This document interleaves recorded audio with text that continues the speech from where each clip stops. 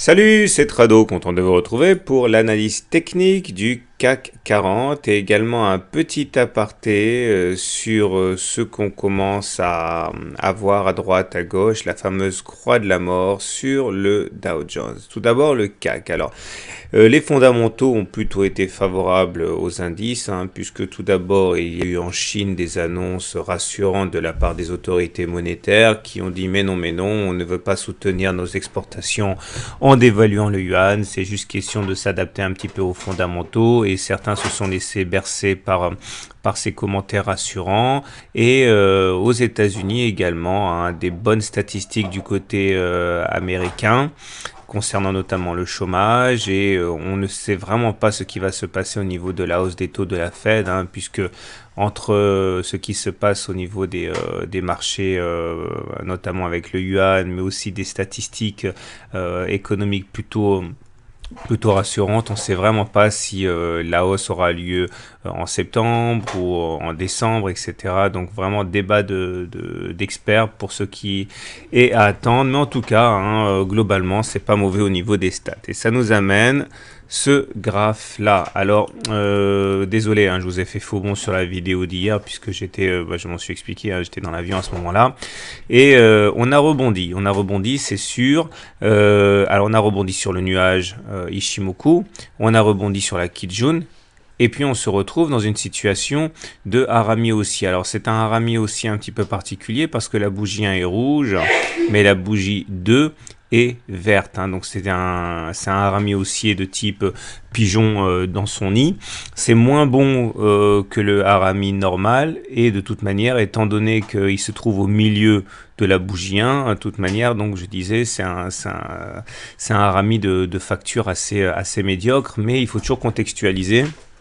Et étant donné qu'il intervient à un moment où on est sur des supports, à titre personnel, je lui accorde quand même le bénéfice du doute. Et du coup, je tout à fait que le rebond puisse se perpétuer pour la séance de vendredi. Surtout qu'on a inscrit ici, regardez, un T1, c'est-à-dire qu'on a clôturé en dessous de la Bollinger inférieure. Ça, c'est la Bollinger inférieure, ça, c'est la Bollinger supérieure. Et lorsque l'on réintègre la Bollinger, enfin l'espace entre la Bollinger supérieure et la Bollinger inférieure après en être sorti, ça statistiquement ça donne un retour sur la moyenne mobile à cette période. Regardez, je vais trouver plusieurs exemples. Regardez ici, sortie en dessous de la Bollinger, retour sur la M7. Sortie en dessous des Bollinger, réintégration, retour sur la M7. Ou encore ici, sortie au-dessus des Bollinger, réintégration, retour sur la M7.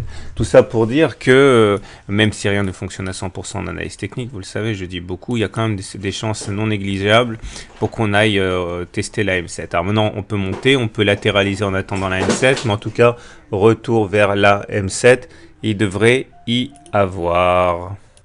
Un autre élément qui me fait penser à une continuation du répit, c'est que l'objectif du gap de continuation a été atteint. Regardez, dès la première séance ici, puisqu'il s'agissait d'un gap de continuation, on avait déjà eu une période de baisse.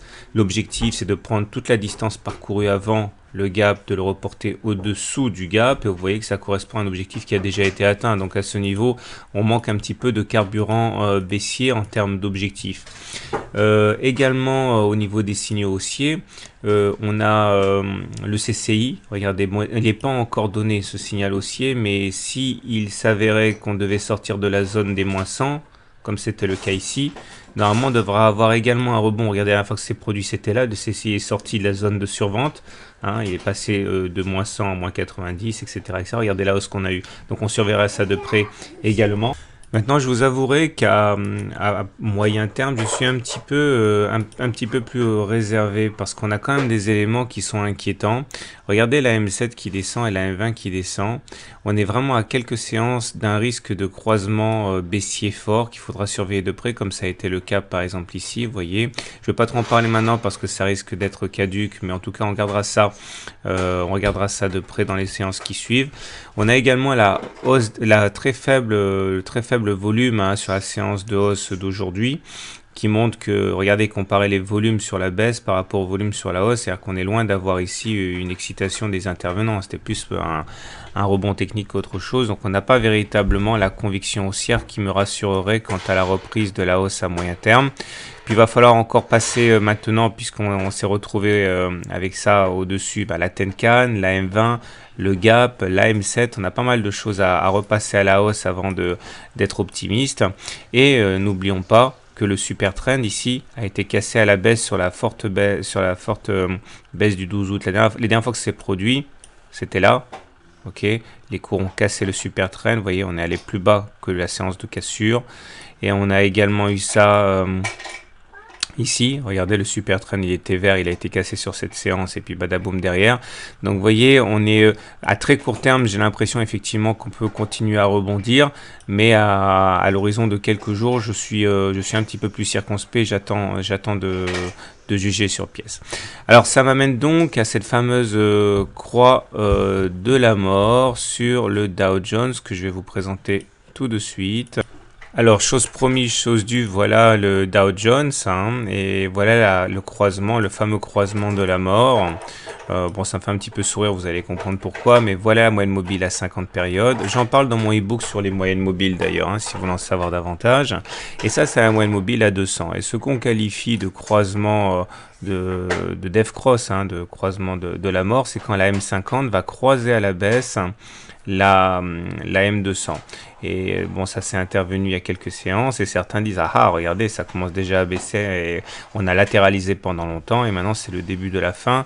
Et on dégaine souvent hein, les cas les plus noirs d'occurrence, hein, comme voilà, ici on a croisé, et puis derrière effectivement ça a beaucoup baissé, et puis surtout, regardez là, cette belle croix de la mort ici, hein, en 2008, et puis ça a donné la fameuse dérouillée qu'on sait.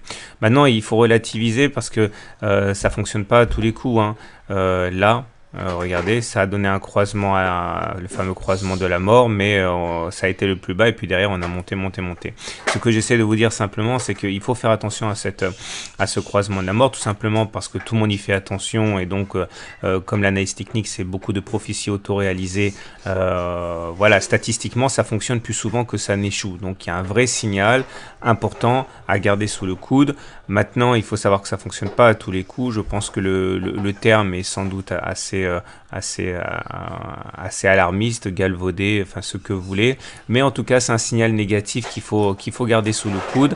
Et ça place le Dow Jones dans une situation de vulnérabilité aux attaques baissières parce que voilà, il y a beaucoup de gens qui y croient, beaucoup d'algorithmes qui vont être ancrés là-dessus.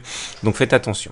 Voilà, ça de toute façon c'est pas pour tout de suite. À très court terme, on surveillera le CAC avec un éventuel petit rebond et on reviendra sur ces histoires de croix de la mort, etc. sur l'analyse hebdomadaire. Voilà, à très bientôt et à demain pour la mise à jour.